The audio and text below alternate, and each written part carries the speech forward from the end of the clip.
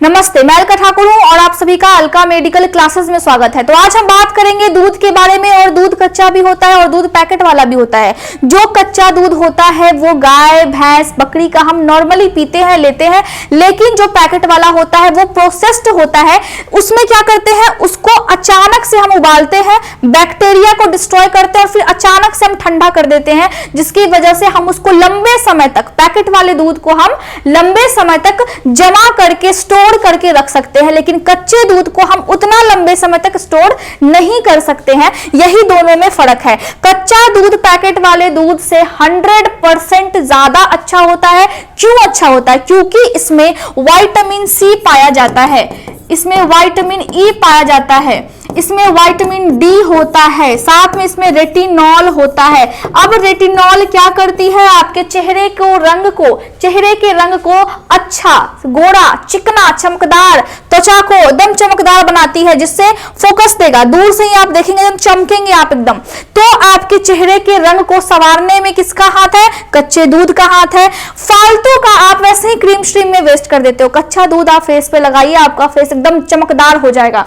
इसके अलावा अगर आपको एक्ने की समस्या है तभी भी कच्चा दूध उसको ठीक कर देता है। पेट में जलन है तभी भी कच्चा दूध उसको ठीक कर देता है। दस्त की समस्या है तभी भी कच्चा दूध उसको ठीक कर देता है। अगर किसी को पीलिया है या फिर आपके डाइजेशन में प्रॉब्लम है, कॉन्स्टिपेशन है, तभी भी कच्चा दूध उसको ठीक कर देता है। लेकिन हम कच्चा दूध ज्यादा नहीं पी सकते हैं। आजकल हम नहीं पी सकते क्योंकि हमारा जो डाइजेशन पावर है वो हमारे पापा जैसा, दादाजी जैसा स्ट्रांग नहीं है। हमारा जो पाचन शक्ति है वो उतना मजबूत कहां रहा अब, क्योंकि हम ऐसा खाते हैं, हम ऐसा पीते हैं, जिसकी वजह से हम उतने ज्यादा स्ट्रांग नहीं है। हमारी इम्यूनिटी सिस्टम जो है उतनी ज्यादा मजबूत नहीं है।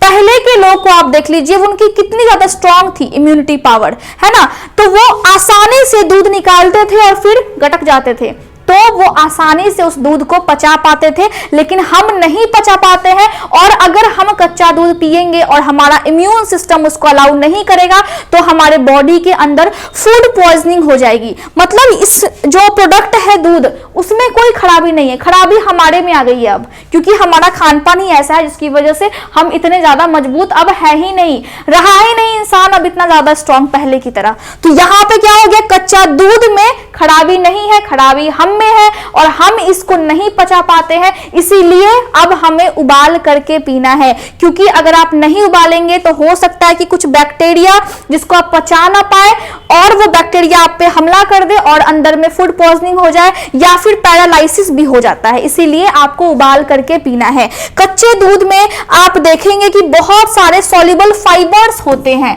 क्या होते हैं? Soluble fibres. ऐसे फाइबर जो आपके बॉडी में जाकर के आपके आंतों के फंक्शन को, आपके आंत के काम को और ज्यादा मजबूत, बेहतरीन प्रदर्शन करने के लिए बनाता है। और कच्चा दूध हमें इसीलिए पीना चाहिए। लेकिन जिसका इम्यूनिटी सिस्टम अच्छा है, उसको जो पचा सकता है उसके लिए बहुत अच्छा है, वरदान है। लेकिन जो नहीं पचा पाता है उसके लिए फिर बहुत ज्यादा नुकसान है। आप दूध को उबाल करके पिए तो ही आपके लिए बहुत ज्यादा अच्छा होगा। अब आपका जो बॉडी का सिस्टम है, आपका यहाँ पे फेफड़ा है ना, तो फेफड़े में प्रॉब्लम हो उससे भी आपको कच्चा दूध बचाती है। आपके हार्ट के फंक्शन को भी कच्चा दूध अच्छे से मेंटेन कर देती है। आपकी किडनी हो गया, इसको छानने का काम है, इसके लिए भी कच्चा दूध अच्छा है। लेकिन फिर से वही बात, जिसकी इम्यूनिटी सिस्टम बहुत अच्छी हो वही कच्चा दूध का आप इस्तेमाल करें, ठीक है, तो ज्यादा बेटर होगा। आपको वेट लॉस में भी कच्चा दूध बहुत ज्यादा मदद करता है। किसमें? वेट लॉस में। साथ में हम ऐसा मानते हैं कि हम ऐसा देखते हैं कि जो शैम्पू आते हैं केमिकल्स वाले, उसमें भी बालों को मुलायम बनाने के लिए कच्चा दूध दिया जाता है। तो हम फालतू का इधर उधर घूमते हैं, सीधे कच्चा दूध हम सर पे लगा सकते हैं। कच्चे दूध में हम थोड़ा सा गुलाब जल या फिर सिर्फ सिंपल कच्चे दूध से आप अपने स्कैल्प की, सर के जड़ों में आप मालिश कर सकते हैं, जिससे डैंड्रफ की प्रॉब्लम खत्म हो जाती है। डायबिटीज में कच्चा दूध मदद करता है, लेकिन लो फैट वाला दूध होना चाहिए। अगर डायबिटीज की समस्या है तो लो फैट वाला दूध होना चाहिए, है ना। तो हम फालतू में ही इधर उधर चक्कर काटते रहते हैं। लेकिन जो भी चीज हम पहले से इस्तेमाल करते आ रहे हैं उसकी तुलना हम अभी के पैकेट वाले से नहीं कर सकते हैं, वो ज्यादा बेटर है। अगर आप देखेंगे तो आपके बॉडी में अगर कच्चा दूध ने क्या किया है, इन्फेक्शन फैला दिया है। तो उस कंडीशन में आपको दो चीजें हो सकती है। एक डिजीज है जिसको हम बोलते हैं गुइलेन बेड सिंड्रोम। इसमें क्या होता है कि आपका जो बॉडी है वो खुद ही आपके दिमाग के अंदर क्या होती है, नर्व्स होता है, जिससे हमें इंफॉर्मेशन मिलती है, उसको फिर डिस्ट्रॉय करने लगता है। दूसरा क्या हो सकता है, अगर कच्चा दूध आपको सूट नहीं करेगा तो पैरालिसिस भी हो सकता है। तीसरा फूड पॉइजनिंग हो सकती है।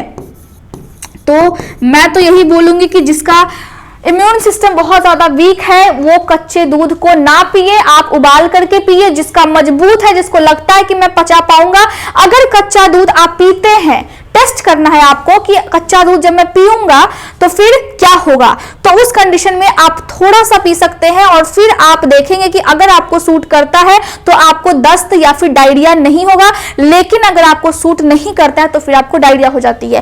तो इसी तरह कच्चा दूध का बहुत अच्छा रोल है बॉडी में, लेकिन गलती हमारे में होने की वजह से हम आज उसको नहीं ले पा रहे हैं, उसको नहीं पचा पा रहे हैं। ठीक है, तो कच्चे दूध में कोई भी डिफेक्ट नहीं है।